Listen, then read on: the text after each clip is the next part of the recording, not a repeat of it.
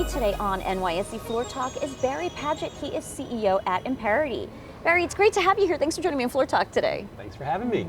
So now, Barry, let's start off by talking about Amperity. Tell me about the company. What do you do? Yeah, we are very simply in the data unification business. So big companies, lots of customers, lots of customer data. That data all has to be unified in some capacity in order to make use of it. And I think in some ways, it used to be seen as a vitamin. It'd be nice to have better data. It'd be nice to do better for our customers or feed these other systems. And I think now it's becoming medicine, meaning that the data is broken, the data supply chain is broken, and we have to fix it in order to serve the customer. So tell me, why is unifying customer data important for companies, especially in the current environment? Yeah, it's such a great question. And the reason I think we've moved from vitamin to medicine, there's a few things happening in the macro. I think one, privacy, consent, contactability, those things, whether you're in a location that has regulation or compliance requirements, is becoming a really high priority for a lot of big brands. They have to be able to know what data do they have about the customer, where is it, and has the customer given us consent in order to be able to use it. That's number one. I think number two, AI. Everything is AI, as you know, and large language models right now. And I would say AI is, in some ways for data, similar to advanced analytics, meaning it's an amplifier of the quality of data you have. And if your data isn't cleaned up and hydrated and nourished and trustable, you find out when you deploy an AI project. And so we hear a lot about AI not necessarily delivering on the promise. It's usually not a problem with the AI, and it's a problem with the underlying fundamental data.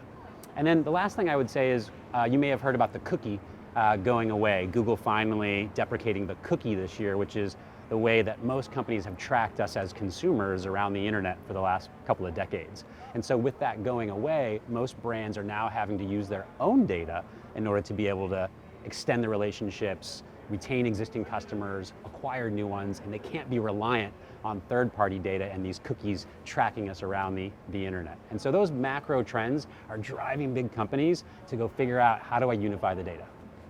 So Barry, you mentioned that you use AI and automation in your solution. Tell me, what role do you think your tools will play in the industry moving forward? Yeah, there's kind of two aspects of that. One is the kind of problem we solve requires AI. And so it doesn't seem like that difficult of a problem to solve. Customer data, how hard can it be? We stitch it all together. But the reality is these are massive sets of data, and they reside in completely siloed types of systems and tools, right? So you think about a brand that might have a marketing tool and a loyalty tool and an e-commerce tool and a point of sale system and a contact center or support system of some sort and a mobile tool and a website. All those things are from different vendors. All the data is completely different in terms of how it's located, co-located, stored, and tagged. And you need AI in order to find those hidden connections. So first of all, we use AI in order to stitch all that data together. We have multiple patents now on a really cool platform, and we're the only one in the world that does it at scale. So we're super excited about that. It's a good time to be in the data business. And then secondly, to your question around AI going forward, I think we're seeing some early indications that AI is being used in things like writing marketing content, for example, or trying to figure out how do we get maybe some of our agent counts in our support centers down and use more AI to kind of deflect inbound sort of queries from customers that are very similar or easily solvable. But I think what you're going to find is an evolution where we have a human augmented AI experience. So how do we help humans do a better job of serving customers? And we do that through AI and personalization and helping the employee understand everything they need to know about the customer so they can go do their job.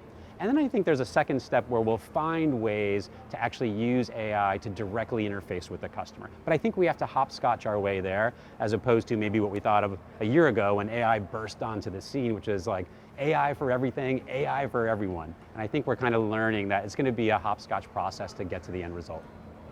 So Amperity is turning 8 years old this year.